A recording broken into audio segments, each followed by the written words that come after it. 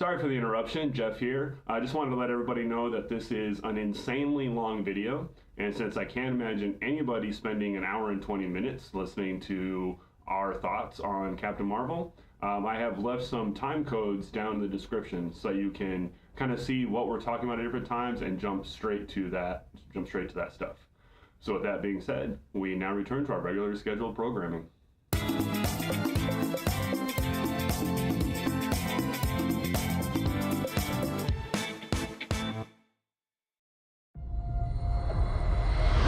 You were the fastest, the strongest, the absolute baddest, and a huge pain in the ass. I get in trouble for that. Hey, welcome back to Bandwagon fans. This is Jeff. Jason. And I'm Chris. Tonight we are joined by a new member of the Bandwagon, and he works with me in the Army, and we're gonna hear what he has to say about Captain Marvel. So Jason and I already did the non-spoiler review, so this is going to be a spoiler-filled review right from the start. So if you haven't seen the movie yet, go ahead and check out the non-spoiler version, watch the movie, and come back and join the discussion. And as always, please subscribe to the channel, and if you like the videos, go ahead and hit that like button, and especially for a video like this, go ahead and leave those comments. It could get pretty interesting and lively. 3 40-year-old white dudes talking about Captain Marvel. So let's. What could possibly exactly what you want? What could possibly go wrong? But before we actually get into the movie, go ahead and enjoy some highlights from the trailer. Your life began the day it nearly ended. We found you with no memory. We made you one of us, so you could live longer, stronger, superior. You were reborn. I keep having these memories. Something in my past is the key to all of this. You know how to fly this thing? We'll see. That's a yes or no question. Yes.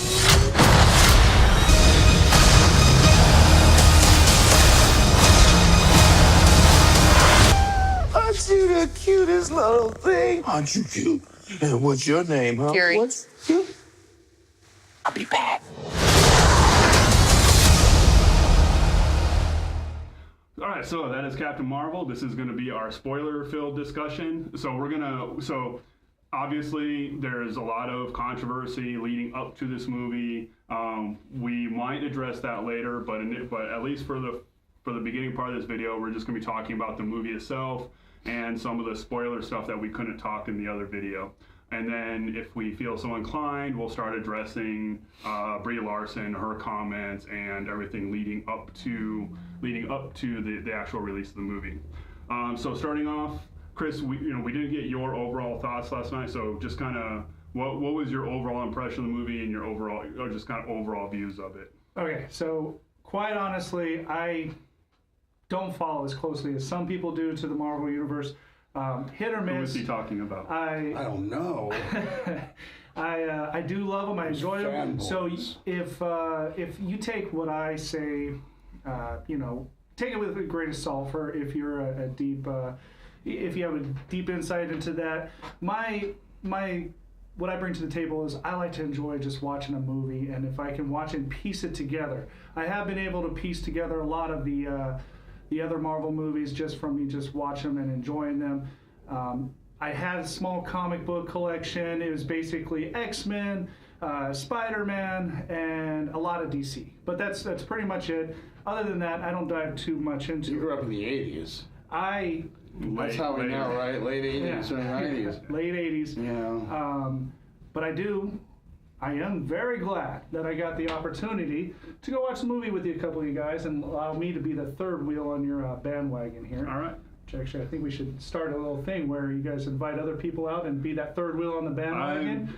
I like that idea. So Don't fall off. I did try to get a fourth person for this review, but the two women that I talked to were not available. So And it was really They care nothing for comic book movies. You gotta support your own. One of them is so one of the women I was talking to is actually one of the biggest cosplayers in the city.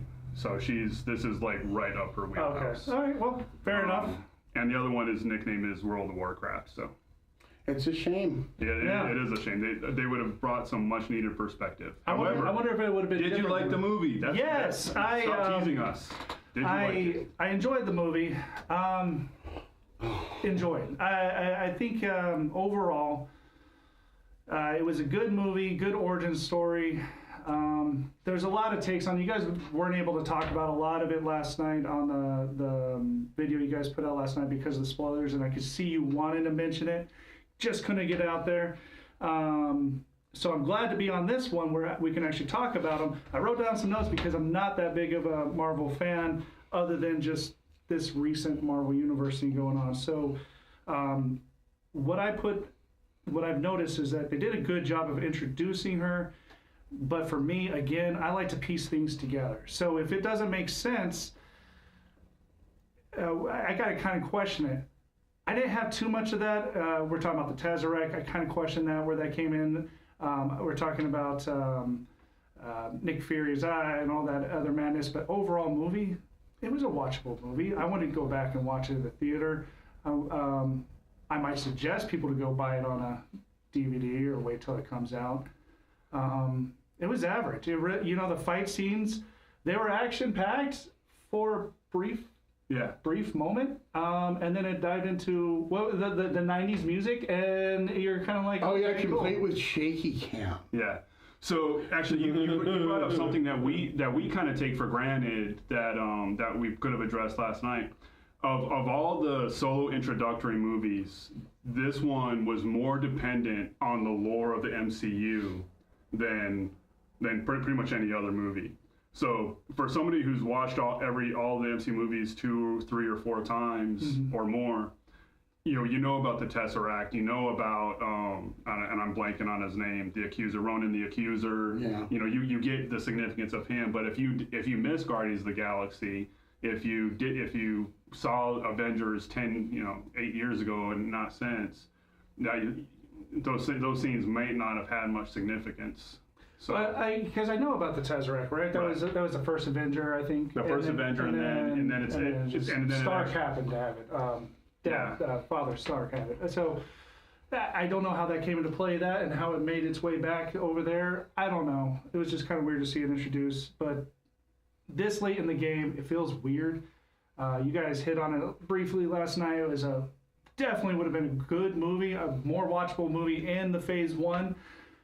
But between the two movies, Infinity and Endgame, and it just kind of it feels weird because you are going to have that character who swoops in and saves everything, and it's great, and it doesn't do justice whenever I feel like I buy into characters, and I've actually gotten to the point to where I was buying into these characters, and I kind of like Thanos is he's a bad guy, but is he really? He has a vision kind of thing, and you're kind of torn between that. And all these people battled back and forth, and then all for it just to come to an end, and then somebody's going to come in and swoop and save the day. Okay, fair enough. I don't think Squirrel Girl's going to do it. It's a secret, though. Okay, that's coming out later? All right. I did see, Easter egg to that Squirrel was in the tree when Captain Marvel... Okay, I'll stop. All right, so... I'm rooting for Howard the Duck.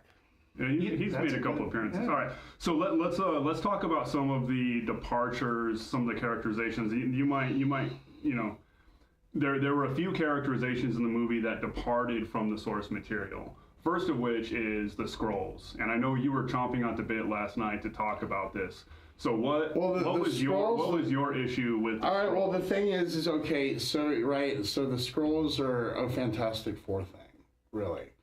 And, they were involved with Avengers, with the Kree Skrull War, and with Secret Invasion and all that stuff. But for all of their kind of bumbling, they're very organized, and they're very menacing, and they're very evil. I at no point do I ever remember in the comic books that they're these refugees just looking. There's just 1,000. How many were there? A couple hundred? Well, we don't know because they were scattered throughout the galaxy. Yeah, they made we it. only dealt with a couple dozen. Exactly. We only dealt with a couple But my dozen. point is, the Skrulls are they're like a virus of like evil. So They infest. It's like the Brood or something like that. The Secret Invasion was all about them totally, compromising everything and infesting and, having people everywhere. And it was a really drawn out story. And the Skrulls since the beginning with the Fantastic Four and stuff, I mean, they could be defeated, but at no time were they ever sympathetic or portrayed as sympathetic characters. At least to my knowledge. So there's a couple. So I thought that was really silly because there's so much potential you can have with the Skrulls, especially now that especially now that Disney owns Fantastic Four again. But you don't think that they're going to maybe that's why there's a possibility that they're going to turn Captain Marvel's evil. character. I'm just saying the way they were portrayed in this movie was silly. it was silly. Now for me, I don't want Secret Invasion anywhere near the MCU. That storyline is fine for when you're doing comics for 50 years, but when you only get a few movies, that storyline would kill all the characterization that we've built up. Mm-hmm. So I'm actually relieved that they introduced the Skrulls in this manner. Now it did introduce. So when we talk about character arcs, so Ben Mendelsohn's character Talos. Yeah. So he was the main Skrull, and he didn't have a character arc. It was more of a character step. He was one thing, and then all of a sudden you snap your fingers and he's something totally different. Kind of change your attitude. And for that perspective, as a story structural issue, I had an issue with the characterization of the Skrulls for that. It was we need the audience to think a certain thing at a certain time, and it wasn't built on. Well, again, it's it's what I said at the other review. This is a movie it's out of place. It's rushed. It's in no way, in my opinion, a needed MCU movie. From my perspective, it's a 90s movie. I'm not that into the Skrulls, and I think that the only reason why they put it in there, the only reason I could explain to myself why they added this in this time of the MCU universe was just to continue it on with another adventure. So maybe later on they become that infestation, and maybe later on it's got to be that they got to continue. Well, it's like what I said. It's like what I said. You're always open to what the future brings, right? But just we're as we know it right now. The MCU is a long form storytelling structure. So Ant-Man and the Wasp really didn't have much of a purpose other than to set up a plot development in Endgame. Well, see, that's I never watched that. I felt like I didn't miss anything. You didn't miss anything. But that's one of the costs of having this amazing storytelling structure where a story and characters can be developed over a dozen movies. You're gonna have that. You see, that's kind of my biggest issue with this movie is the fact that a character like Carol Danvers that had so many levels. She should have been. I wholeheartedly agree. This is a character that she should have been introduced earlier. This was a character that was in the Marvel universe since the 70s. 10 years before she was Miss Marvel. Yeah. She was introduced in '68, I believe. Yeah. And she was just an associate of Marvel's. And I think in '77 she finally became Miss Marvel. And then, then she had the ups and downs where, she was with the X-Men. She had the, there was that story arc with that one character where she was brainwashed and impregnated, raped. Yeah, and then after that, one of the worst comics. And it wasn't a good subject, and even Claremont redid. Yeah, he retconned. She was raped months later. She was raped by her son, who came from the future. And then what Claremont did is he came in and he had Rogue absorb that from her. And then what happened later with Rogue was she had that conflict in her for years with the split personalities, because I think with the Kree DNA, it's stuck with Rogue, whereas normally this stuff doesn't stick with her. Well, I think there's a lot of explaining to do in the movie, though. But what I'm saying, because they had so much for Carol Danvers before she even became Captain Marvel. Right. And now they got to explain how Nick Fury didn't warn everybody about all that. Like, he just found out all of a sudden, you know, and now you have Nick Fury already interacting with all these aliens and all this intergalactic. So let's jump a little bit and talk. So before we get into Nick Fury, the other overall, the Skrulls, the way they're depicted didn't bother me, other than it created some structural issues. One of the structural issues is when they sorry, I'm gonna backtrack just a little bit. One of the biggest issue with this movie for me was the conflict with Captain Marvel. Her conflict was all external. I have a quest, I need to achieve it. And it really did not go into her own internal struggle. And this was a movie that called for that internal struggle. So Chris and I were both soldiers. One of the questions every soldier needs to address at some point in their life, and most don't, is, you know, you're a soldier because you believe you're fighting for on the side of the good, right? Sure. Right. Not, and on some level, we believe we're doing right. Yeah. I thought it was for college money. That's part of it, but There's definitely that. After 21 years, there's got to be more than just. I'm just hacking you. Yeah. But every soldier has at some point might have to confront the question of, what happens if I realize I'm actually on the side of the bad guys?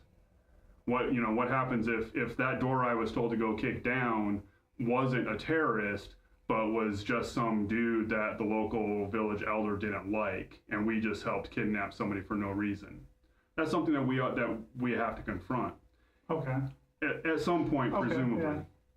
This movie presented Carol Danvers with that dilemma. She had been fighting a war against one side and then realized that she was actually on the side of bad guys terrorizing people that just were defending their homeland. But we never really saw that internal conflict play out with her. So there was a scene in the beginning of the movie where, as she's escaping the ship, she blows a hole in the spaceship and all the Skrulls are sucked out into space and died. Later on in the movie, when she finds out that these were actually just innocent, fairly innocent people defending their homeland, there should have been some reflection on what she had done earlier, and that would have made the movie more impactful, and would have made it just not been a simple popcorn origin. Well, I think Ebony Moss saved those guys. No, well, but we've come to expect from superhero movies that there's a little bit of pathos, a little bit of character development, and this movie, the biggest problem with this movie was that was all devoid. Hey, it's my biggest complaint. Yeah, I mean, there was a lot of stuff you could have done with Carol Danvers. Now, going into that and going into Nick Fury, what you were talking about. This didn't feel like, in any way, shape, or form, a young version of the Nick Fury that we know now. Yeah. This was like almost a completely different character.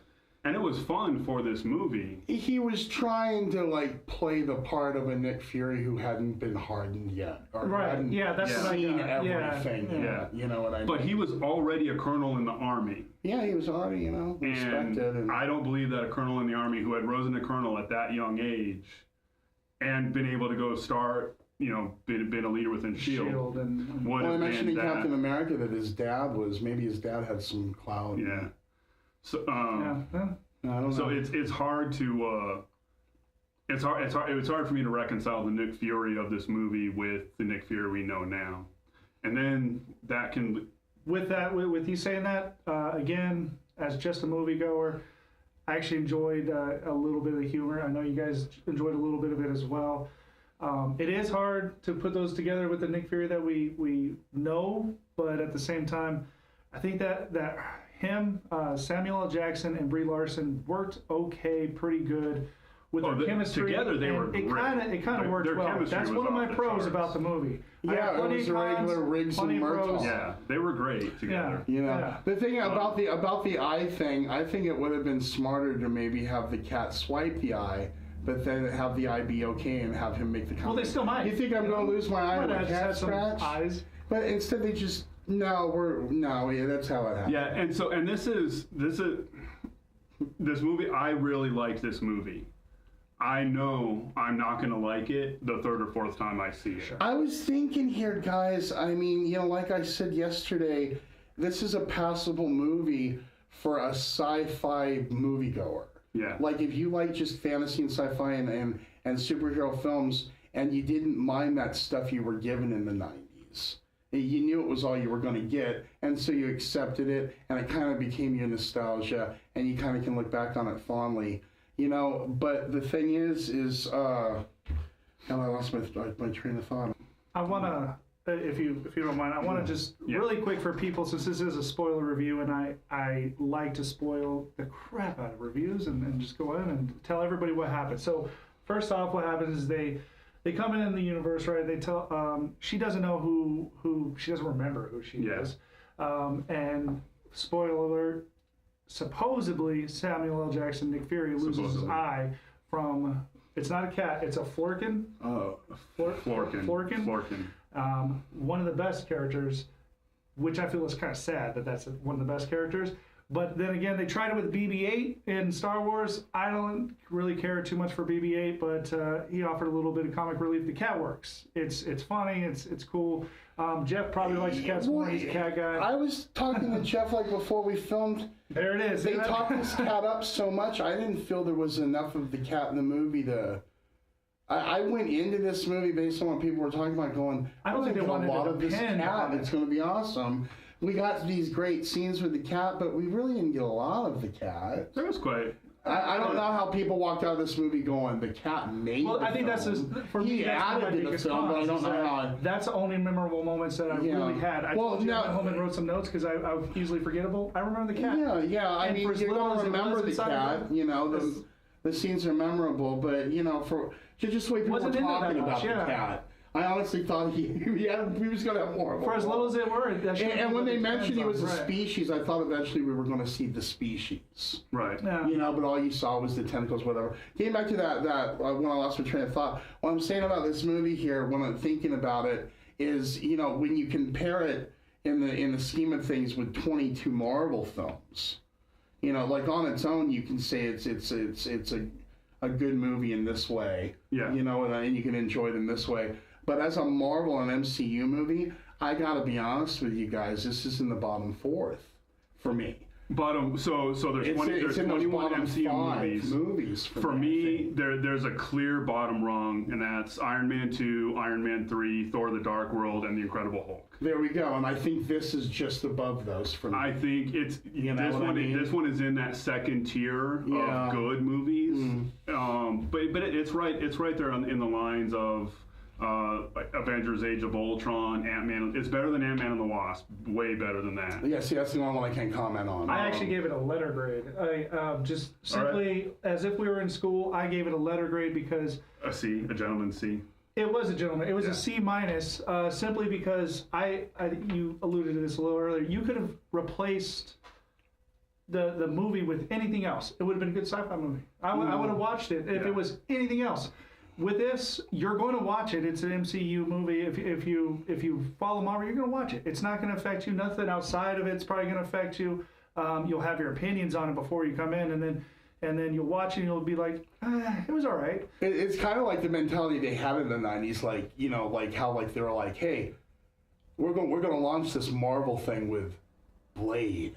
Right. Yeah. How about it? Yeah. The vampires, the kids dig them. You know what I mean? Right. It doesn't make any sense. And then you have like, cool. Even earlier than that, you kind of have vehicles like the Judge Dredd movie and like the Dolph Lundgren Punisher movie, where it's like, it's just coincidence. This guy's called Frank Castle. Do you think that's why they're doing it? Do you think know what I mean? Why they're doing it? Well, no, I honestly believe this movie at this point in time, the only reason we have really this movie right now is because of Wonder Woman.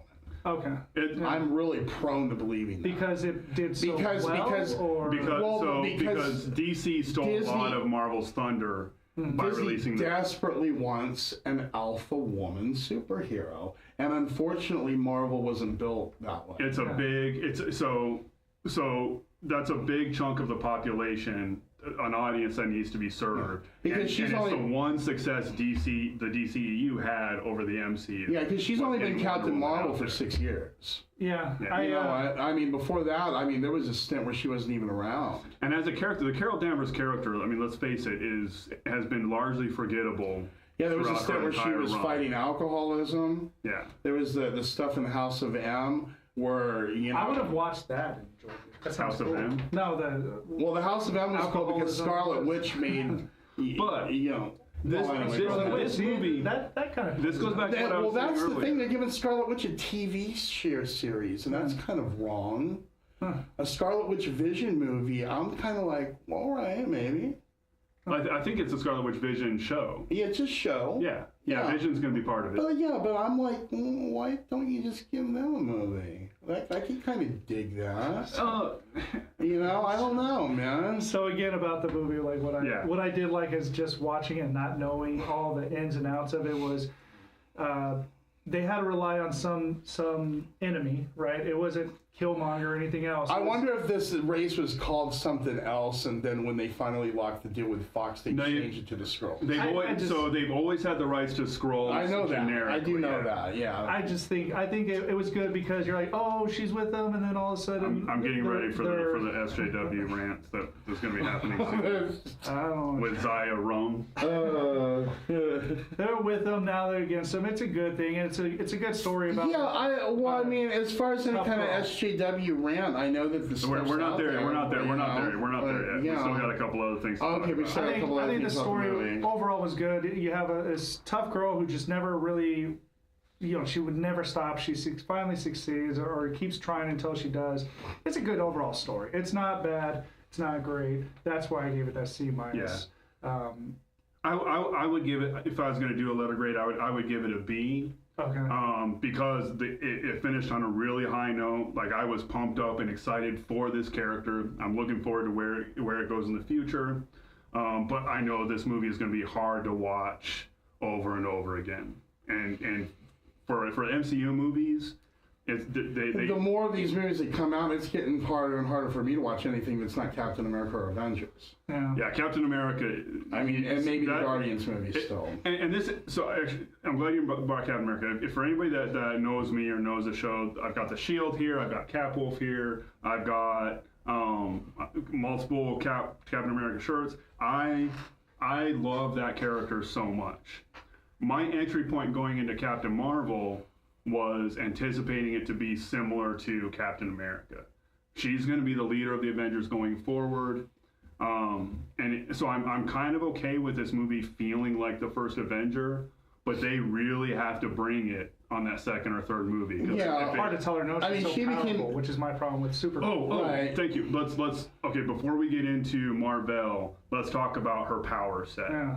So this she is by far the most powerful hero that we've seen. Well, Maybe not. It's Yeah, debatable. It's debatable with Thor and honestly, Hulk. I don't see her. What I saw in this film doesn't convince me she has the power to beat Thanos. Well, she- Now, for some Not on reason, her. no, not for on some her. reason, while she was away, Not even full yet. she got the power of the white hole and she became binary, and she has the power of a star. Then I can maybe see that. Right. Well, Right. she has the power of a soul gem. In that way, she's very similar to Vision. But what did you Avengers see? Is an Earth thing. What did you see in this The movie? leader of Avengers is like an Earth thing, so it was, like. Well, so not gonna going be forward, Thor. Well, what I want to know is what did you He's see in not. this movie that convinces you she can beat what you saw in Avengers Infinity War? No, I'm not saying by her own she can. But Okay, What, okay. what I'm actually saying, I'm not even talking about Endgame. I'm talking more Captain Marvel 2.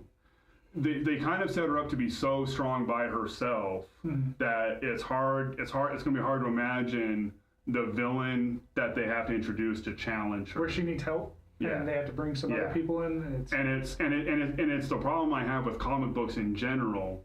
You know, when the Hulk came out in '62 or '63, he was X 63, strong, and then new writers come in and they keep buffing him up and buffing up until he can punch a planet into smithereens or lift a mountain. And at some point, you know, if you ever look at like the Marvel database and power sets, it's like there's Well, then there's 3 characters that have infinite power. Well, that's not interesting to tell a story about. Right. Also, too, I think eventually they when they did something with the Hulk to where like that power was always in him, and the gamma radiation just triggered it. It's the original origin was the gamma radiation gave to him. But anyway, we don't need to go through the Hulk. I want to talk about that. Why wasn't there a She-Hulk movie? That's what we needed. How about an A-Force movie? Just give us all. But going forward, it's going to be hard. It's hard to imagine what they're going to do with her, and that's why I think that there had to be that internal conflict of her being scared of what her strength could do. For other female characters that I do enjoy, even if you look at Terminator, Sarah Connor. Yeah. She wasn't clean cut. She wasn't like all this. She had struggled, man. She was that was what I like. Something like where she had to overcome. Well, so we're talking strictly female. Strongly written character just needs. She just kind of comes in. It's like, oh, hey, now I'm human. They had it there. It was teed up for the directors and the screenwriters. To the guilt over killing people that she thought were bad but really weren't that bad. It was teed up for them, and they refused to swing the bat. That's probably the biggest frustration I have with this. Are you saying that's politics, or no? I'm saying writing. I'm saying they can only have her staring into a horizon with her eyebrow lifted and pondering so much. Hey, I said it in last night's review. It could have been played by anybody. Brie Larson did not make an impression on me. I agree. I'll disagree, but we'll probably get into that. You know what I mean? Give me Katie Sackhoff, man. Remember Starbuck from the Battlestar Galactica show? We'll get into that a little bit later. She would have made a good one. I think so. Let's talk the post-credit scene really quick. There was actually 2 post-credit scenes. The second one had to do with the cat. I barely remember it. He threw up the Tesseract. He threw up the Tesseract. Can you show those on this thing? Can you show those scenes or? If I could find them, but I'm not going to look for them. Because you're not missing much. I don't think it leads that much into it, unless that explains why it's on there. But no, the first scene was just the scene where they were looking at all of the. What is the boards? They were looking. It was a takeoff from the trailer for Endgame, where they're looking at all the people that had disappeared. Oh, okay. And then in the background, the Nick Fury's pager calling Captain Marvel was going, and then Captain Marvel showed up. Now for me, there she is. It was impactful. I was like watching Rocky again.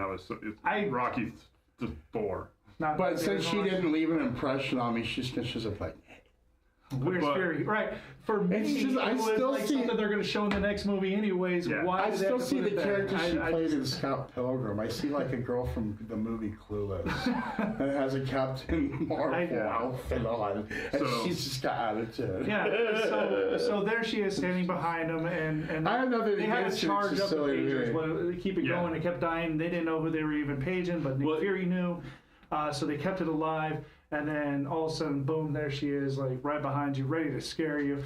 I wonder how long. I know they're going to put this in the next movie. Was it like a day, a week? We don't know, but it doesn't matter. All right.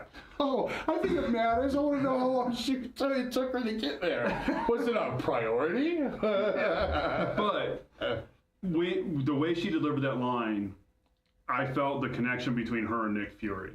When she shows up and she says, "Where's Fury?" And again, this is the kind of thing that's completely subjective. It was impactful to me. It wasn't impactful for you guys. But that's actually also going back to how he mentioned earlier in the movie that the people that know him know he only goes by Fury. Yeah.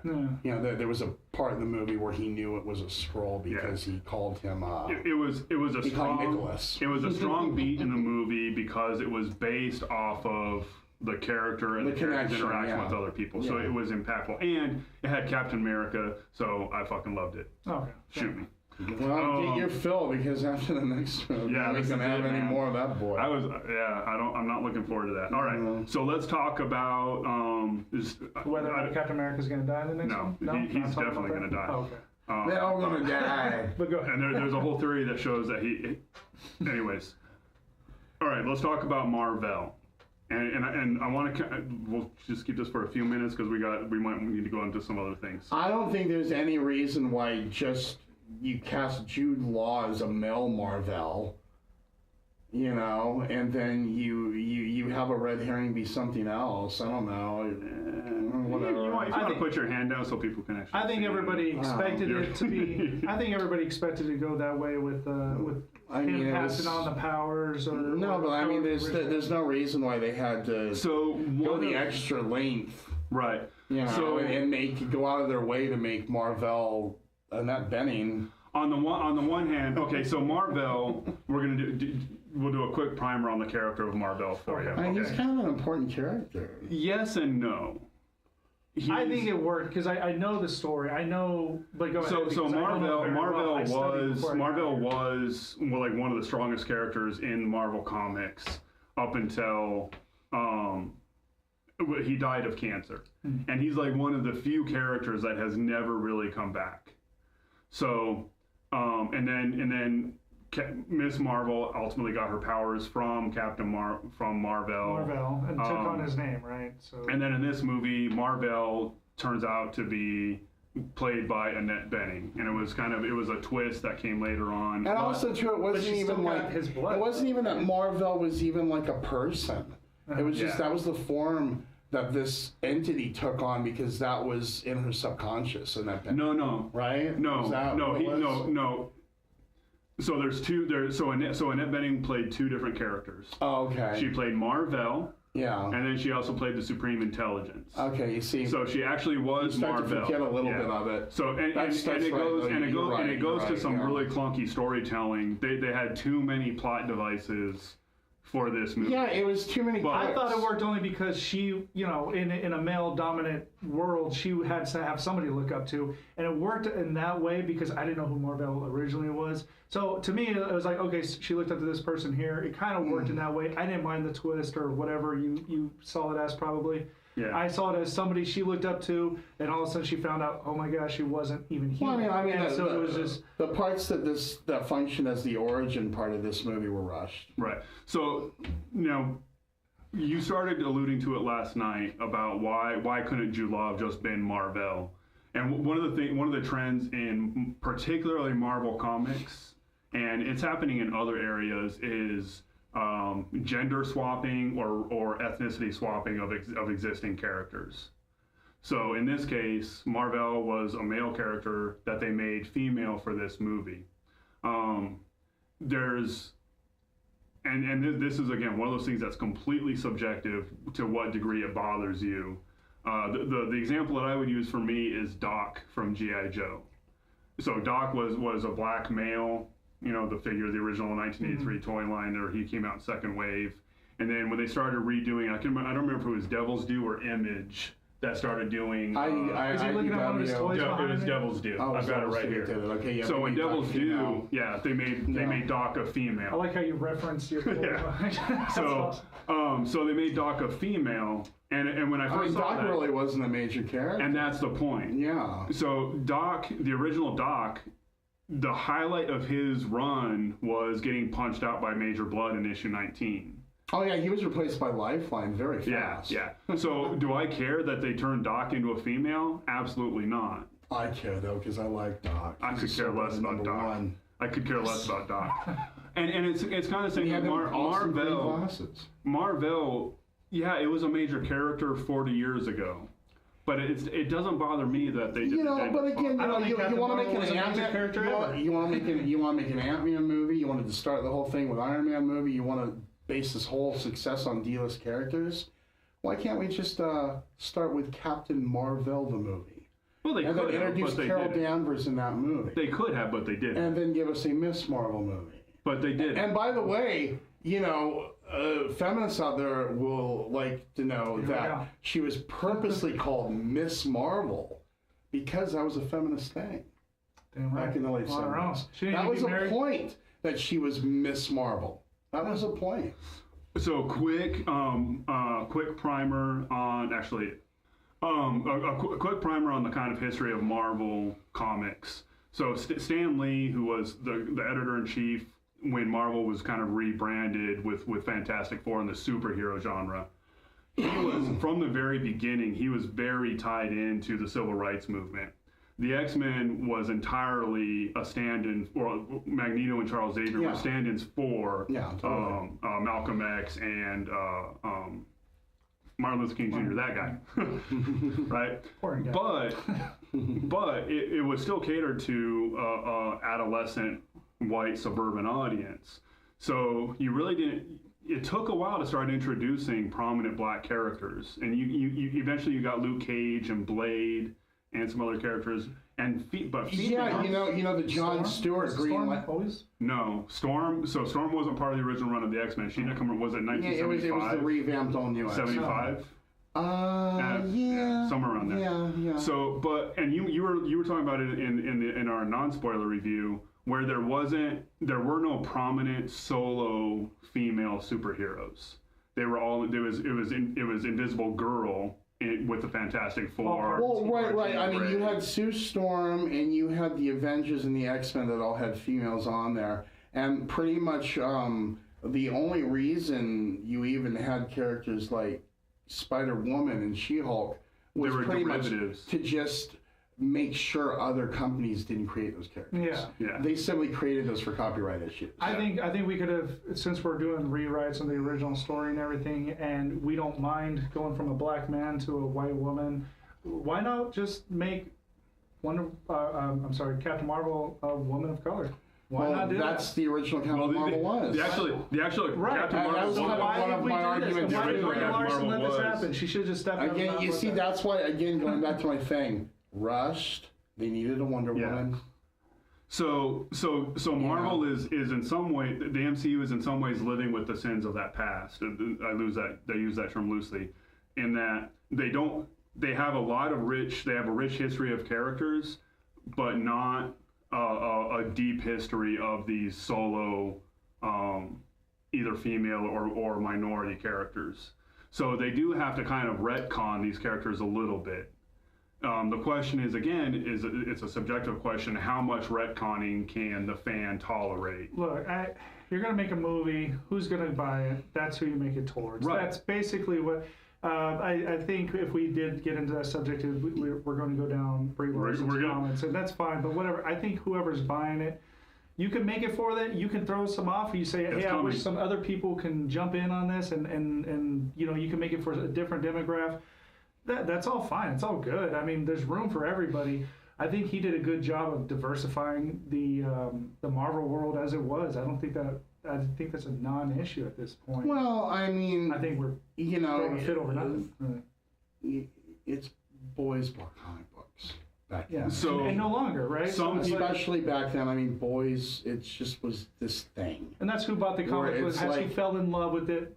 Girls, I don't know if we necessarily have to. Man, I can speak for when I was growing up, and if kind of girls shined on to things like that, the parents were kind of worried they were going to grow up gay. Okay. So it's like, I think just, I don't think it was anything, that they did on purpose. All right, so we're going to pause just for a second, and we are now officially shifting.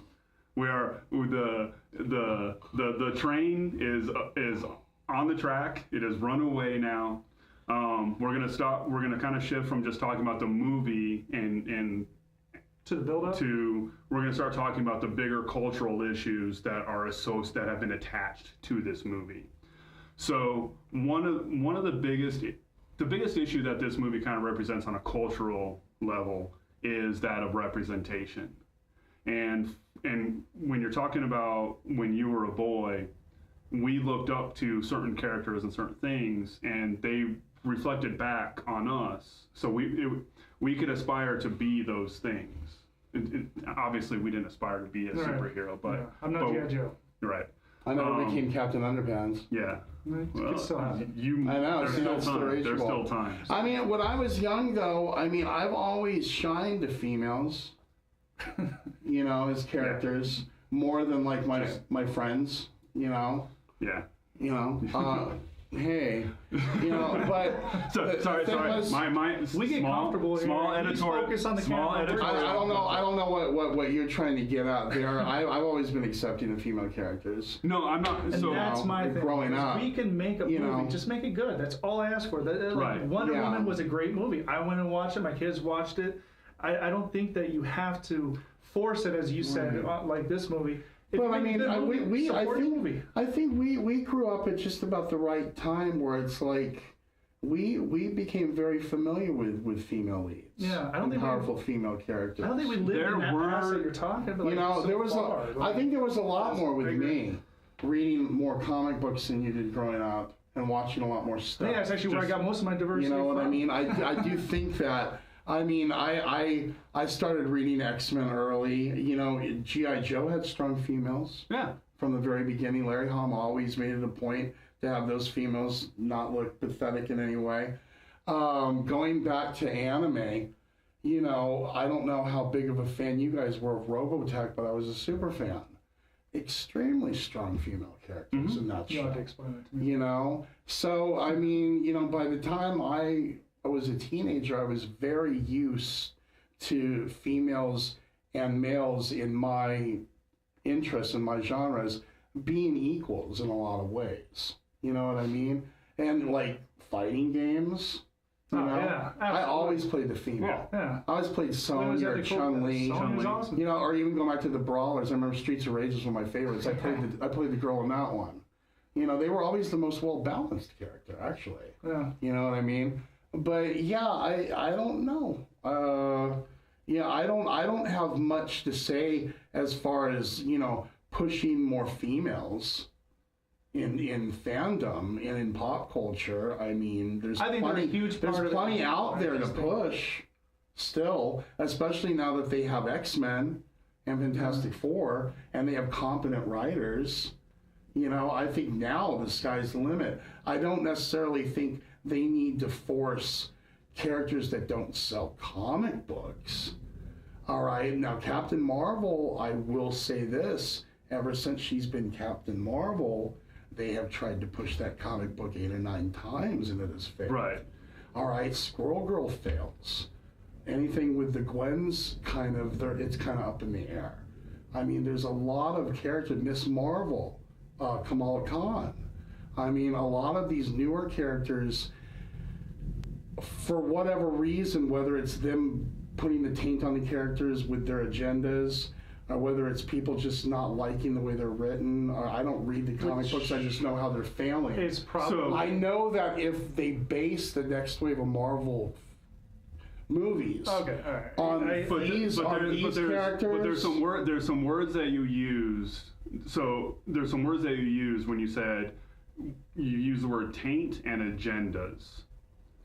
So you're implying that they're intentional. So when you say their agenda, what is their agenda? Well, I think whenever you bring a whole crew... Well, I'm asking him because he said it. I'm asking him because he said it. What's their agenda? Well, I think their agenda is to make superhero comics more day-in-the-life relationship, modern type of story comic books, and less fantasy, and less focused on, bigger than life type of image.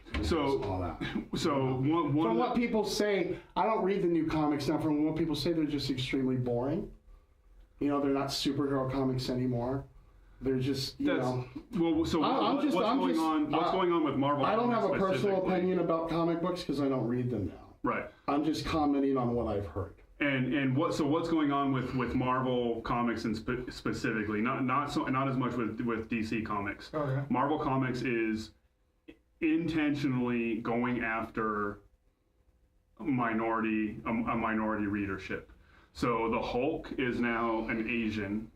It was a young Asian boy that became the Hulk. Iron Man He's was one of many Hulks, though. See, the thing is, Marvel can get around a lot of this because they have many. Of a certain character. Iron Man became Ironheart, which is a black female. But that's one of many Iron Men. Captain Marvel was pushed as as where she was a C-list character. She got pushed. She's constantly being pushed as an A-list character. Thor lost the ability to have Mjolnir, and Jane Foster became Thor. So there's a big movement to take existing characters and make them either female or minority. And why do they need to do that? Why can't they just come up with original female characters? And I guess that's an argument out there. That is an argument, and it's a valid question. It's all about business. So it's all about tapping out markets that a readership that hasn't traditionally identified with comic books and trying to reach out to them. But they're not getting that readership. Right. You know, so I mean that has been proven to fail. Comic books are dead. I mean, they're literally saying you're not going to see comic books. Print material all across the board. Yeah, but digital comic books didn't go over well. I mean, comic books are dead. Yeah. Comics are dead in any form. You can just make an animated show. It's dying. Yeah. And also, that's another thing. I really feel like the wave of comic book movies is coming to an end. Yeah. I kind of don't really concern myself either way about the future of the Marvel movies, because I'm not sure there is a future. All right, I think with movies like Pikachu Detective, and there's Cowboy Bebop, and there's all these anime movies coming out. There's Akira. The thing is things happen in waves. I think the next wave are anime movies based on anime properties. You guys can't relate to that, but there are now 30, 20-year-olds. Their Star Wars was Pokemon. Yeah. And you here's know what I mean? getting into what you were saying, and here's where I see what you're saying, is like maybe you just don't care anymore. We are, you know how fortunate we are to have 23 of these movies? Superhero movies are never going to go away. No, but something like this, there is going to be a burnout. Comic book superhero movies are going to phase out eventually. Because of the same agenda. Yeah, if you go back, the entire history of storytelling, going back to the Greek gods, is about superheroes. But in this incarnation, things happen in phases. Yes, absolutely. This incarnation, I'm already saying right now, how often are you going to go back to 20 movies? How often are you going to go back to 23? Yeah, it's 25, 30. All right, so already I don't go back to all these movies.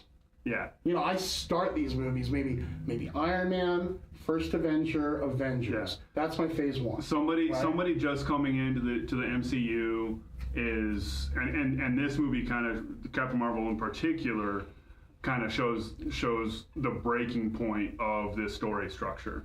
Nobody wants to go back and feel like they have to watch 60 hours of movies to know what's going on. I watched The Hobbit and The Lord of the Rings uncut one day a year ago. I'll never do that. It was like 20 hours. I'll never do that again. Yeah. And those, I mean, The Hobbit, meh, but those are, the extended Hobbit's kind of, but you start with that. You saw me in the movie. You saw me in this movie. You know, I had to get up twice to go pee. So take me again. Yeah. I only went once. I went twice. No, I did only go once. And also, too, I had to get up to go once. I'm going to say this too, and I can't believe I'm saying this based on like 2 or 3 years ago. But if there's a future left in this phase of comic book movies, it might very well belong to DC. All right, Wonder Woman and Aquaman were successes. Shazam is going to be a success. Yeah, Shazam looks good. And the next one, you don't think Wonder Woman 1984 ain't going to be a success? So they already have a chunk of success there.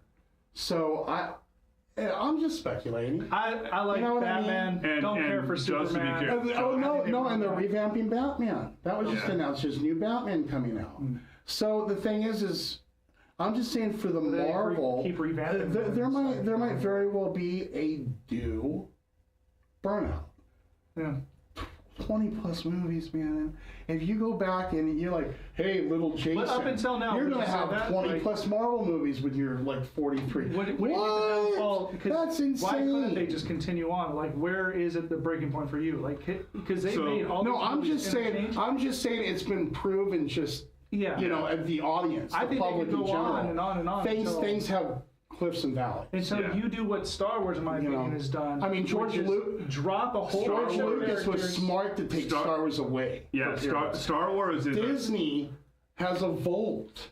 But their whole practice with their classics has been this. Everybody who follows this stuff so closely, They're too okay with dropping to try to get new fan base and rewriting the story, which I don't really mind, but people who watch it and devoted all this time, this many decades and years just to keep up with it, and then they're just going to go, oh, by the way, here's what could happen. And it's the same instance with Black Panther. Great movie, great origin story, but all of a sudden they could. They can.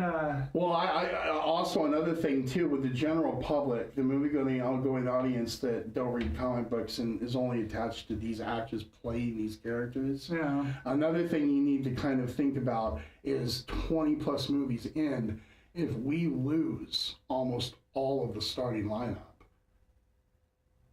With the starting lineup. He's talking about Chris Evans, Robert Downey If we Jr. lose everybody but Hawkeye and Black Widow, and then you have DC continuing to start putting out interesting stuff. You have things like Alita that promises sequels.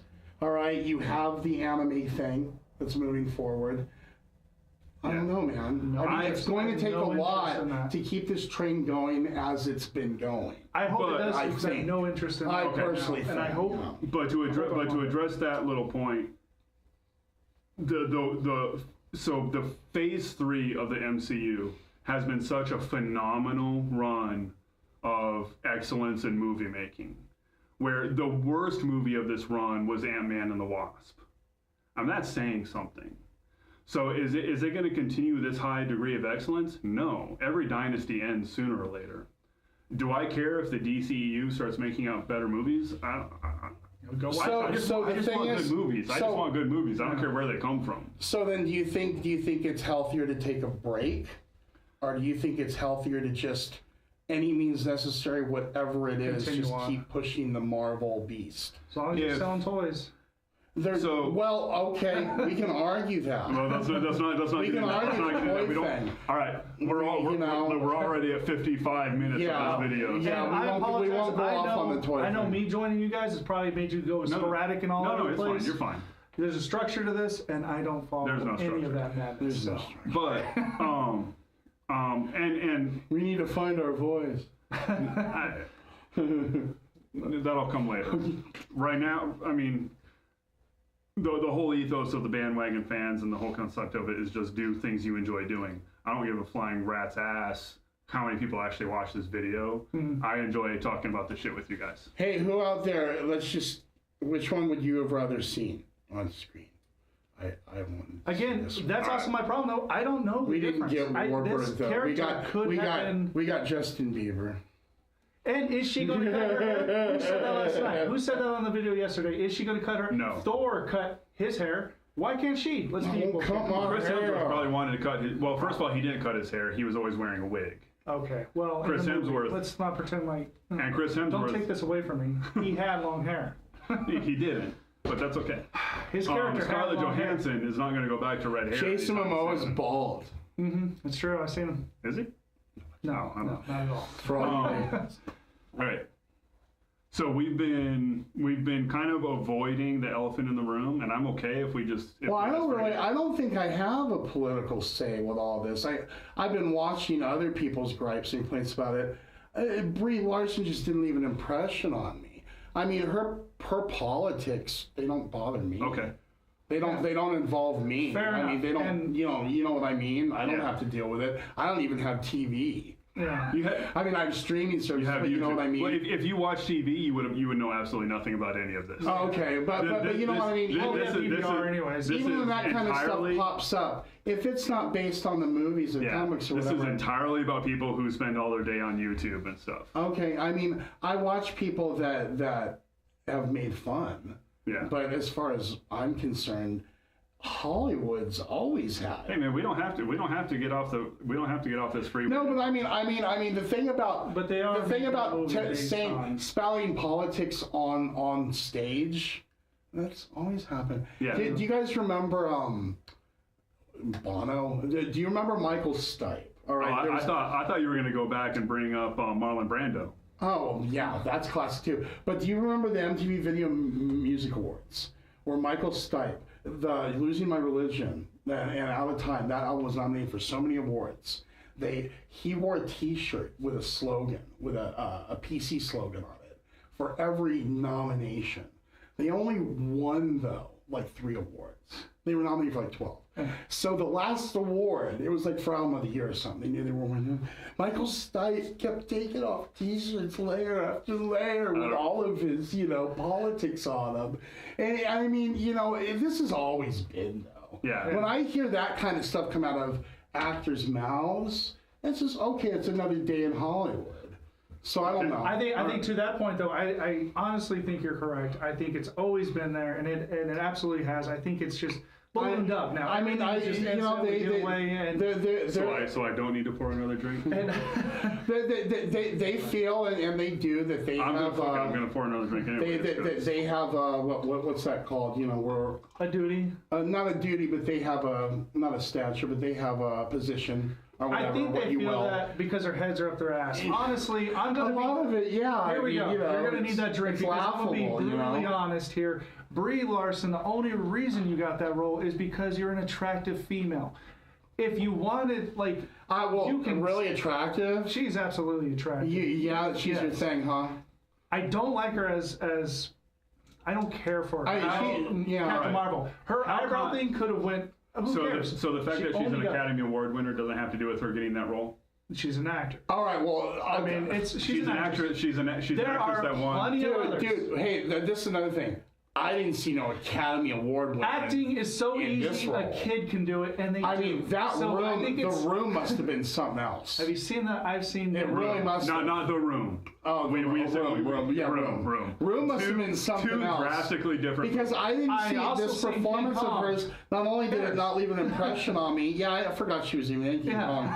Not only did it not leave an impression on me, like I said before, he could have been played by someone else. It just I'm tired of people pushing out this thing that they gotta stand for something. That's it.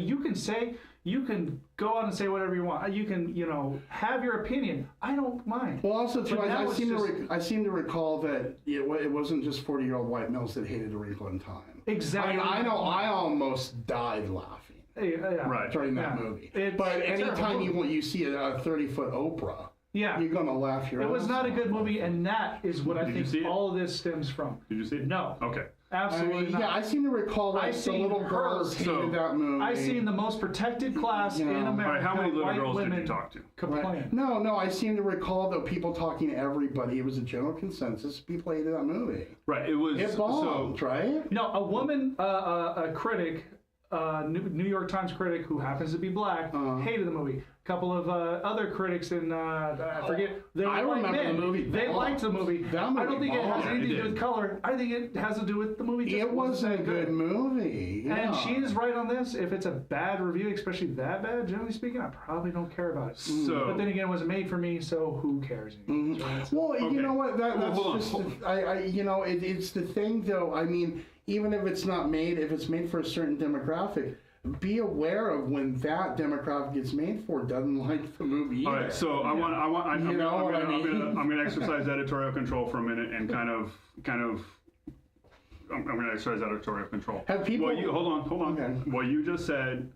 So what I was trying to say was, 2018, I watched like 62 movies and reviewed 50 of them.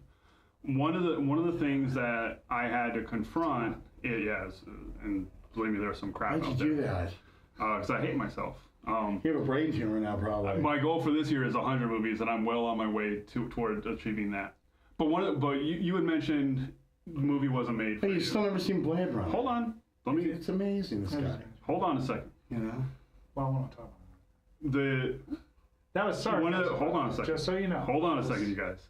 One of the things that we have to deal with is the idea of watching a movie and reviewing it when it's not made for you. So when we talk about movies, there's kind of two branches. One is the analytical, where you're just talking about story structure, plot development, character development, and then there's more of just an aesthetic. Whether or not hold on. There's kind of an aesthetic thing of I just didn't like the movie. When I saw, and a lot of that is our own subjective, what we bring to it. When I watched Upgrade, I didn't like the movie, but that's because I was dead tired and I couldn't remember a damn part of it. I don't think that's the only way. And he didn't spell it with 2 D's for a double dosing of his pimping style. Upgrade was, most people had it on their top 10 or an honorable mention for their best of the year. I had it on my worst of the year because I could not stay awake during it because I was exhausted. So when you say the movie isn't made for you, that's... I think there's 2 different classifications of that. I think there's the norm of the North 2s, where you know it's not made for you, and you have no business being in it unless you have a 4-year-old child. Yeah, good point. Or I think it's these movies that were children's storybooks originally. Right. But as far as Hollywood's marketing these movies, they're what were you? Well, A Wrinkle in Time. I went into The Wrinkle in Time knowing it was a children's storybook. Right. And also knowing that Hollywood, you know, now, they pumped that movie out as it's, you know, it's just a fantasy movie for everybody. I personally love Brie Larson, and I have all the respect for her. A Wrinkle in Time. I don't have any disrespect as a person for anybody. I'm just saying there was no impression left on me. A Wrinkle in Time was not a good movie. No, it wasn't. Analytically, it was not a well-constructed movie. I almost died laughing. Yeah. That's the first time that ever happened. But to her point, the point she was making at the Women in Film Awards was that it was made for a very particular group of people. Who? Young women of color. Okay. And particularly young women, but generally young women. Again, you're not talking about how that group, how those people hated the movie too. They're not pointing out. She's saying She's saying it doesn't matter if you hated the movie because it made for these people, but they hated the movie too. So you have no argument. We don't really know that. The point is, we don't know. But the point made is, a point to point out. All right, Wrinkle in Time has less fans than Avatar, and that's saying something. I think Avatar's great. Yeah, Avatar is not a great. I've never seen Avatar. But Dances with Smurfs, right? Yeah. That's what South Park said. But right? the point she was making. So they're making like 3 more of those. Like he should concentrate more on Alita. As movies are made for particular audiences, such as Medea. Medea is made for a Black Southern Baptist audience. Mm-hmm. I didn't get half the jokes in there, but the audience I was with definitely got it. Okay. All Brie Larson was saying was people have to acknowledge their biases, and the people that are actually doing these reviews, these top critics and the people that get invited to press junkets, have to represent the audience that is actually going to watch those movies. Okay. That is what she said. That is not... That is what she said. I have the clip teed up. You have the clip teed up. Perfect. What she said and what you just portrayed her as saying, what she meant is, so what she said was or she said the critics, I don't care what I don't hate white dudes. That came later. Isn't that literally on this clip right here? I don't hate white dudes, but... she said multiple times, I don't hate white dudes. I don't sarcastically, as you could say, because she was referring to her other comments. No, it wasn't sarcastically. It wasn't sarcastically. When you watch her face and... she was anticipating the blowback she was going to get and saying, I'm not saying I hate white men. No, what this stems from was Wrinkle in Time was a horrible movie and people hated her for it, and now she's taken the point to jab back at, oh, well, it wasn't made for you anyways. Well, I'm pretty sure that these critics, white, black, or whatever the heck the case may be, they may not have liked your movie, and you're going to have to deal with that. The fact that they are white and that you are just saying, oh, hey, they're white and they don't like this movie, well, it wasn't made for you, that's kind of childish. And just to claim that they're all just seeing... You're getting angry. Well, to claim that they're all seeing... No. It's okay. You are. I think I have a thing I'm going with. And it just strikes me as like... I think it's childish. The Hollywood part of all of the If this movie flops, it's because of trolls. That's all she's setting up. Well, that's all this whole thing is. Oh, white people didn't... I'm kind of getting back... I'm kind of getting back to what I said earlier. Things I hear nowadays are really no different than things I heard all the time. Hollywood's just always been but now a dork like me can come and voice my opinion on something that Hollywood would say. I think what I'm getting at is why is it a big deal? I'm never going to be convinced it's genuine. So because it's during the course of our talk. So she could be coerced by her agent to be this way, by her peers. I think she just is not. She sounds like one of everybody. She might be genuine. I'll take her as genuine. Well, no, she just genuinely believes this stuff. I'll take her on her word. But whether she genuinely believes it or not, there's nothing unique about her. There's nothing unique about her stance or anything. It's run-of-the-mill stuff. If there's nothing unique about just her, modern why are so many politics. people talking about I don't know. I'm not. All right. Why? How often do I talk of what we about talked her? about earlier is simply because now it's pushed out there. That's a good. I talk about the Why are we talking generalization that Hollywood has. So it's like when they speak, for some reason we need to get their outlook on life and everything else, and it's like, oh, hey, look at this. It's the same thing with Hellboy, the guy who plays Hellboy, Ron Perlman. To me, on a personal level, he just attacks. He's kind of a douche. Well, what about what's the one gal from the new Ghostbusters movie that blames Trump for stuff? It's just here's my thing. What I'm saying is, celebrities just have rants, and so we have. I don't differentiate these rants. We have a phrase in the army. We have a phrase in the army of "This is why we can't have nice things." There's always somebody that's going to break it. Ghostbusters. Thank you, Brie Larson, for breaking it. No, that's not. But Leslie Jones? Didn't she come out and blame Donald Trump for them not having females in the new Ghostbusters? A lot of it. I don't know what she actually said. I don't know what she's said. I'm not going to sit here and fact check I don't really care that she said that. But my care is that it's pushed as an agenda. Well, and my point is I'm not singling out Brie Larson. Yeah. I think she just sounds like all the other nuts. But you're calling her a nut. Yeah, because it's. But based on what? It's not just. But based on what? Because what did she actually say? She said that you shouldn't have or I don't care about your opinion on my movie that I make if you don't like it. Oh, and you're white. I just think all these stance are silly. What was the context of her overall argument? Her overall argument was simply that A Wrinkle of Time sucked. No, that's not. That was no. That's not. There are too many people on her That was tour not. That was not the con.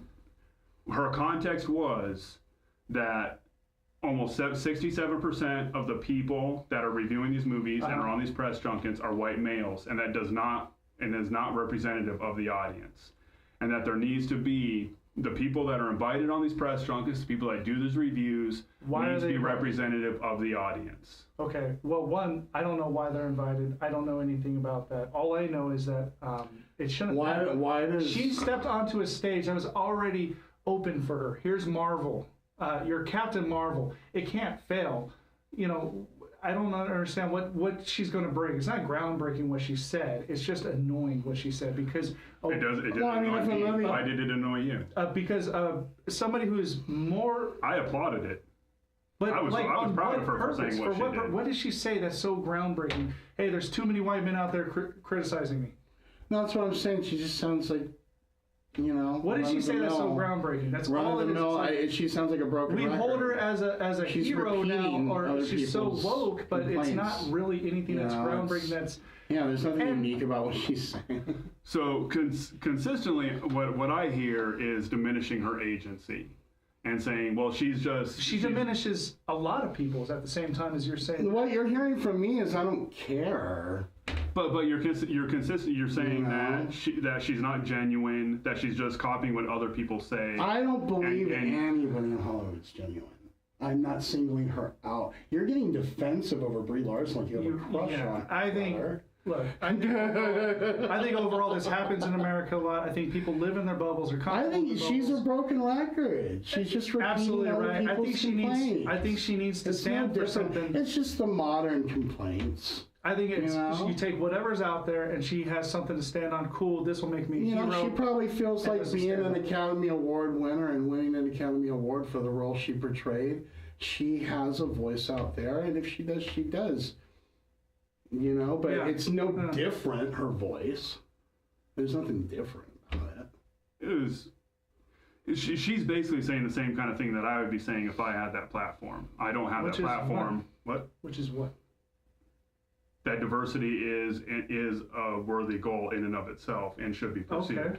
Who's arguing with that? Why is it so necessary? Hey, I've said it once and I'll say it again. Who is freedom for Quebec? No, we will not bring in anybody of it. Like, who is arguing against her? That's my thing on so much stuff that is being brought up. Like, reality. You're such a hero for bringing that up. Do you think it's an accident? Do you think it's an accident that 67% of the people reviewing these movies are white males? No, I think it's just a spot that they go to. White males are. I think it's just. I want to criticize. What I think is it's just a profession that attracts. For instance, I think their opinion matters.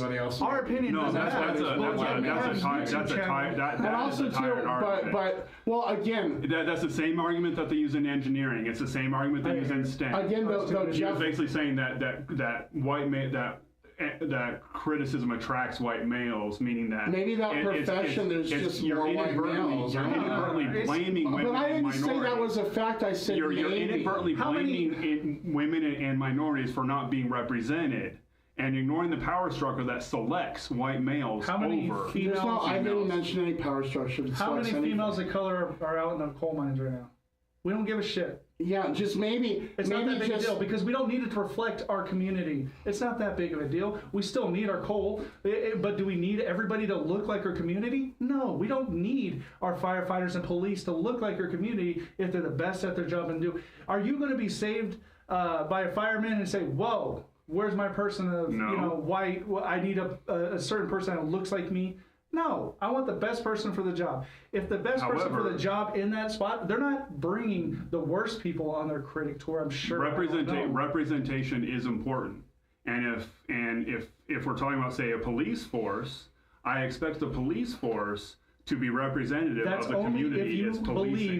That's only if you believe that representation has to do with your skin color. If you think that everybody thinks alike because you're white, if she honestly believes that just because you're white. No, don't put words in her mouth. Don't put words in anybody's mouth. Okay. You do not. She is not. She doesn't care what. Let's just say what she said, which is she doesn't. The movie wasn't made for them. She doesn't care what they say. Right. Right. Fair enough. Okay. But does that mean that you think that all of white men who are critics all think alike just because they're white? That's so shallow and low and racist. It's pathetic. Yeah, Siskel and Ebert didn't think alike. Exactly. I argue all the time. I don't think that the movies I like are going to be the movies you like. I don't think the music I like is going to be the music you like. Right. But guess what? We have the same skin color, and yet I think things are pretty are I think pretty we're good with movies. I think we're okay. I think we don't need agenda pushed on us. I think there's plenty of representation in movies across the board. I don't think. And what I'm saying is, you're saying we don't need an agenda pushed on us. She's saying there's an agenda being pushed on her. And there's an agenda being pushed on filmmakers. A pretty hot girl who what's being pushed on her again? Because the perspective of the people that are reviewing the movies and talking about the movies and doing the analysis and funding the movies are all from one particular perspective. Then don't take the money. All she is saying is, but nobody gave. That's not fair. That's not fair to tell somebody. It's pretty fair. If you don't want to work for a well, wait, who was giving her movies bad reviews though? Like Room and Kong, those were good movies. Well, right? I don't know about Kong. I don't know about Kong. But like that's why she got Captain Marvel to begin with. She got like $30 million to play the part and everything. All her movies, like no one rags on her stuff, right? Yeah. And she made a movie where people were giving her a hard time. She was a producer for A Wrinkle in Time. That was one.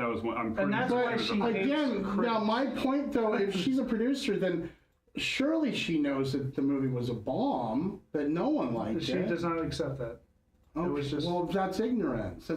That's where Hollywood is just living in their own world. And its own bubble. And that's why I don't take it serious. When I'm talking about Medea, A Family Funeral, I have to acknowledge that I am not part of the target audience. And that's okay.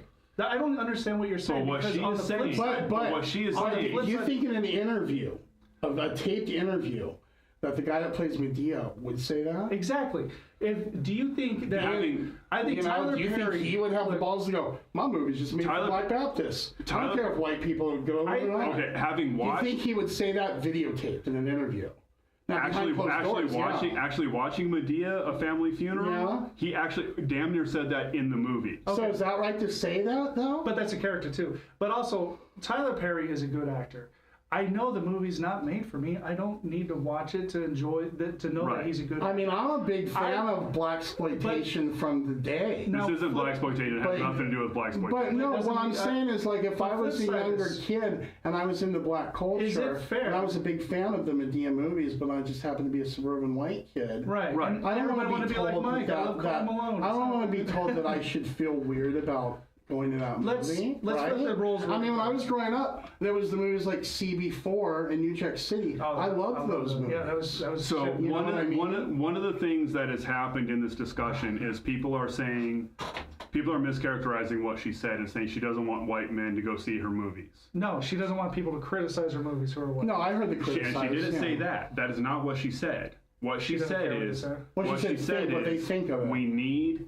She said we need more diversity. But she said she didn't care what a certain her exact words of what you're quoting is, I don't care. She said, I don't care what a 40-year-old white man thinks about this movie. It wasn't made for you. Okay. Prior to that, she said, I don't hate white men. I'm just saying we need more people in the room. I like that you're defending her on that. That's great. If you said anything with like, I'm not racist, but I'm not doing this, but usually it ends up with a bunch of bad shit after. Oh, that verbiage is kind of snotty. I think it's snotty. In rhetoric, you have there's something called the principle of charity, where you if you're going to read, do you know the principle? You're going to go with they have to say something nice before. Not something nice. Give and take a little. That's bit. not what I'm saying. Go. The principle of charity is when you're restructuring somebody's argument. You restructure it in a way that's beneficial to that person. Okay. It's so that you're not creating a straw man argument. What you're doing is picking and choosing just one specific thing she said and ignoring the bigger context. No, I'm saying she tried to set it with something. The bigger point she was making is that we need more diversity within the critical community. That's what you were assuming she made. Great. No, cool. That's actually what she said. We need. She specifically said we need more people in the room. She also specifically said something else. So why are you picking that out and not? I'm not. I've been quoting her all along. I said the thing she said about the 40 about the middle-aged men. Why do we have to have that in the conversation? Because if we flip the script, was Black Panther that outbreaking of a great movie? No, it was okay. It was a good movie. My kids saw it a bunch of times. I liked the movie. I think got the Oscar nom because there's 10 nominations. It's not a 97, but why did they get it? Was it because of white men? If the Oscars was 5 nominations back in the old days, that would. Wonder Woman was good. It wasn't that great. That was a sympathy. I liked it. Yeah, but. Is it as good as what they said? Is the Ghostbuster movie still has like a 75? I think on Rotten Tomatoes? I watched the new Ghostbuster movie 3 times. Fucking movie. It's not a good movie. Which one? The new one. 2016. It's a terrible movie. The thing is I never say a movie's bad until I've watched it. So it's not. Hold on. Everybody stop. Everybody stop, because I'm working on a DSLR. And we're back. To go further. Not only, and we are now at an hour and 20 minutes into this video. If it's going to take me the rest of the night just to upload it on YouTube. It's going to be longer than the movie. If we talk about, I think these guys are good at what they do. Otherwise, they want to do it. If they're not good, I know everybody hates the critics because that's what they are, is the critics, and they think that nothing smells bad. So yeah, I'm not defending critics. I'm just saying that there's not an issue where it's like we must focus all our attention on this. It's kind of stupid because everybody's going to hate the critics no matter what color they are. I mean, the critics that's why we have a people score and a critic score. But to go further, Rotten Tomatoes disabled that score before you can go to see who's, because of this movie. Also, wait, no. Rotten Tomatoes disabled. Who's going to go see it? No, Rotten Tomatoes disabled people putting up a review and scoring it prior to the movie being released. Right. Why were they doing that? Now they say because of trolls, right? No, so the trolls is a generalization of people who won't see your movie, based probably on what she said. Now, it's annoying, but it happened. But wasn't the Rotten Tomatoes format before that happened? People were already threatening to review bomb this movie. Okay. People that were upset about what she was saying. This happened with The Last Jedi. It's happened with several movies where people go in and they and Solo. It also happened with Solo, where people go in and leave intentionally bad reviews, whether or not they've seen the movie, because they're trying to tank the movie's success. What about that? Hold on. What about that Deadpool 2 review that was discovered in Solo? Like they were trying to do that kind of shenanigans. People that have not seen the movie, all Rotten Tomatoes did was prevent. All they did was prevent people who could not have seen the movie yet from actually leaving a review. No, that's not. Now that the embargo is, now that the movie is out, within 24 hours, Infinity War, which had the single biggest opening in the history of film, only had about 50,000 reviews. Captain Marvel already has as many as Infinity War did, and a 31% user review rating on Rotten Tomatoes. So this is people and bots saying we are targeting this movie to drive it down. Okay. That's why you can't really go off of a Rotten Tomatoes score to begin with, because what was that Will Smith movie I liked? Aladdin? No, God, no. Not yet. That preview looks horrible. Can't wait. The one where he's an alien, his Iron Legend? No, Blink. more recent. What? It was in Blink. Blink, no. Yeah. Oh yeah, the Netflix movie. Yeah, Bright. Sorry, Bright.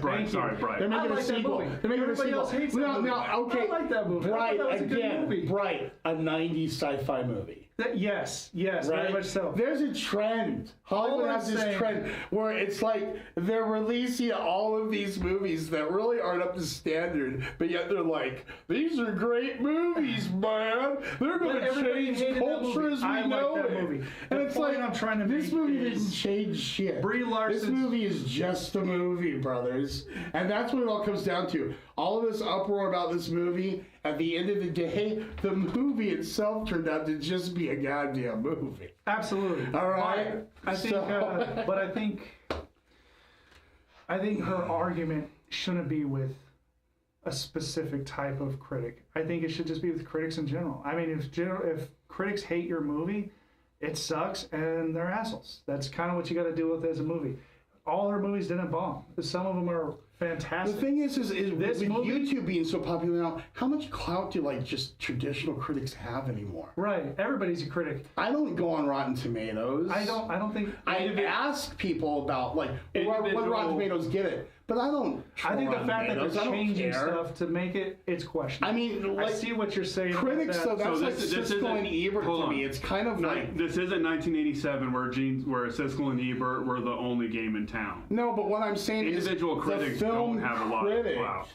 The film critic as a profession, as the traditional Ebert profession, is really old to me. It's very dated. I don't even think about. So I don't know. I don't think critics' opinions hold as much clout as they used to. That's absolutely right. I think you're dead wrong. Really? The difference is it's not. Especially having a YouTube channel. You really? It's not individual. It's not an individual critic like Siskel and Ebert that have clout. It's the entire class of critics, and the Rotten Tomato score absolutely drives. But I don't think they're afraid. I don't think the general public relies on things like Rotten Tomatoes as much as. I think you're echoing what she was saying. I think you're echoing what Brie Larson's saying, just simply to prove her point, because I don't think they hold that much clout over somebody like me watching a movie. I mean, all the general public knows is it's a Marvel movie and they need to see it. No, but I think what you're saying, correct me if I'm wrong, if there's another movie out there, because Brie Larson said something that's very annoying to me, which is they don't have access to critics that represent them. Fair enough. I'll take that argument. Sounds like there's an open market. We live in America. It's absolutely open. We and I know you watch a lot of YouTube. You spend most of your time online. We live in a bubble. The fact is, the overwhelming majority of the country still lives. They're tethered to cable. They watch traditional TV. They watch some network TV. That is still so why then Rotten Tomatoes? Why do you think it's so powerful? Right. Because it can be encapsulated into one single score. I personally, the reason I wanted to start doing the reason I started this channel, the reason why I started doing movie reviews is because I realized I was watching upwards of a dozen reviews for every movie. There were times where I would watch reviews for a movie that I had no intention of ever seeing, and I would watch 5 or 6 of those reviews. And would you go to the movie? No. I just enjoyed watching the reviews. I enjoyed the talking about movies more than I enjoyed the movie. Okay, so then, if no one's opinion put your butt in a seat, That's very. How important are the opinions? But that's the point I'm making is I live in a bubble where I live on YouTube. But none of those critics made you go to these movies. And YouTube's Their opinion didn't matter either way. The average you got person, entertained by these people's opinions on the movie. But the average person, the trailer gets me there. The average person sees a trailer and says, you know, they might go to 2 or 3 movies a year. Well, it's like me. I only go to like 5 movies a year, and they're all like Marvel, Star Wars. They're the big things that you go to as a geek. But for somebody that's going to go to 2 or 3 movies a year, they're going to see the trailer, and that's going to get them interested. And then they're going to look at the reviews. And if it has...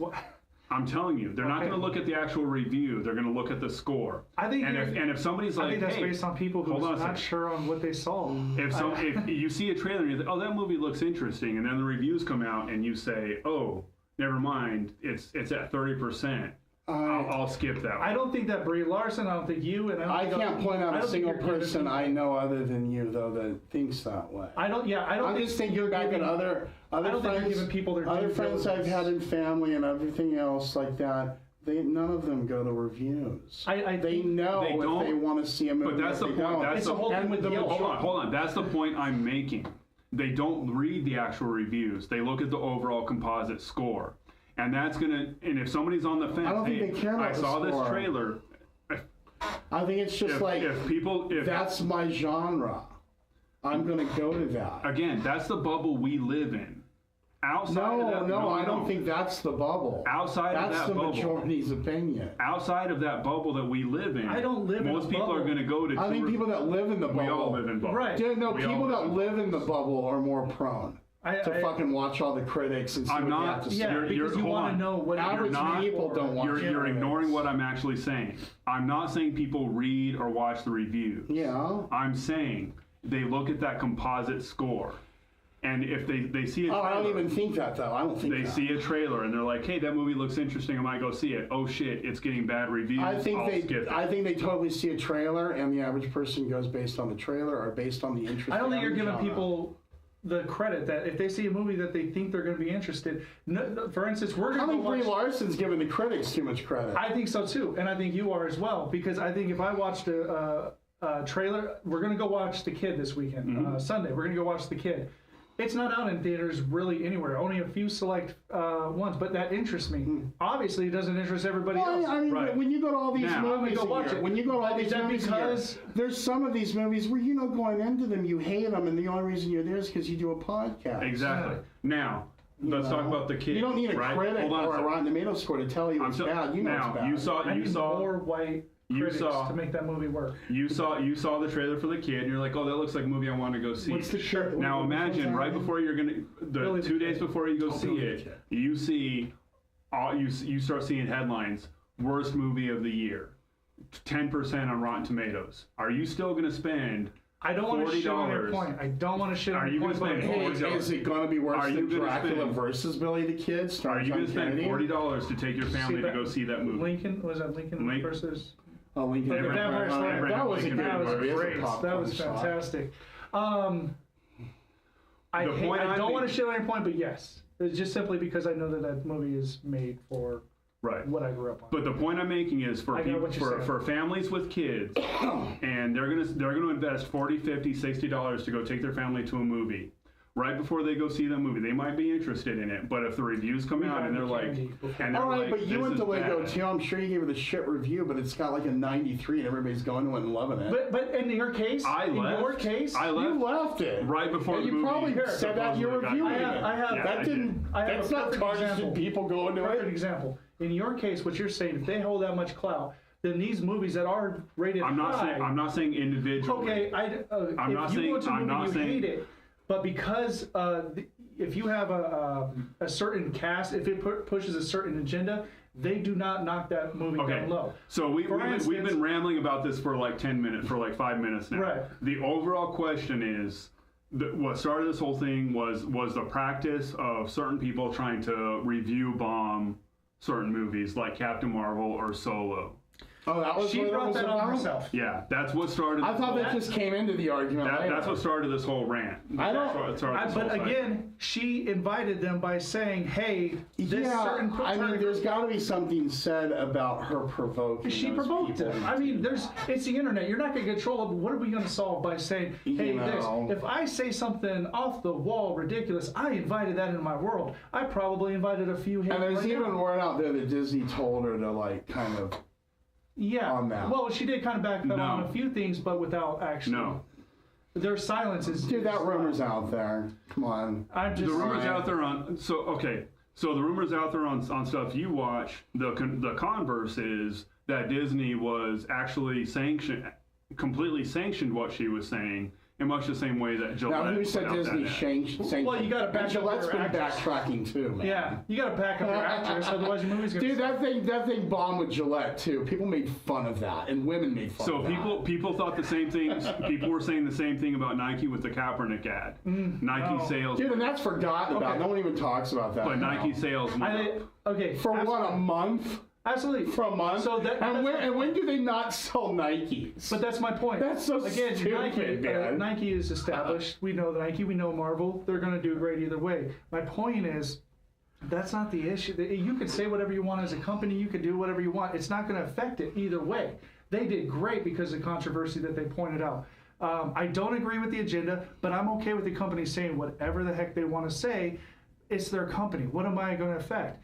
If I don't buy a pair of Nikes... When you say you don't agree with the agenda, what is the agenda that you don't agree with? Well, I don't... Well, one, I don't want to... What is the agenda you don't agree with? I don't think that... I think this is the best country on earth. And I think that to be a person, a minority, this is the best place on earth to be.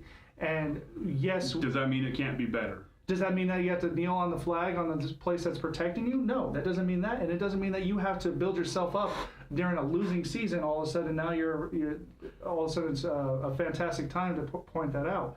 I don't think that pointing out a certain group of people and making them the enemy makes you a hero. And that's all I'm trying to tell Brie Larson. Pointing out a certain group of people and making them the enemy does not make you a hero. Her enemy is critics who did not like A Wrinkle in Time, and that's freaking everybody. Yeah, it sounds to me like she's just taking something personal. Yeah, absolutely, and that's my take on it. No, it doesn't really affect me. It doesn't make me hate her. I don't. It just makes me look upon her as just a generic celebrity. Exactly, somebody who's brought up in a bubble. Again, I question how much of it is original thought. I think she's absolutely genuine in her feeling. I think. Oh no, I'm sure she's genuine. It's just whatever. Okay. But that's my thought. After how long? After like 3 hours. We're now at like an hour and a half. You could have gone to Miss Marvel and come back. We'd still be here. I'm gonna pull a Jerry Springer and I'm gonna pull the final word. So I got the chair ready. I'm gonna wrap this up. All right. So, and you just said, and Chris, you just said something that I think is very reasonable and fair. But what all I'm asking you and everybody else to do is also acknowledge where somebody like Brie Larson is coming from. Brie Larson is coming from don't be a little shit. She came from out of nowhere, as far as I'm concerned. All right, I'm Jerry Springer. Shut the fuck up. You guys aren't allowed to talk anymore. This is my goddamn show. Oh man. She's coming from a point where she does these press junkets and she does these tours and she sees a particular person after a particular person after a particular person, and she got frustrated with it.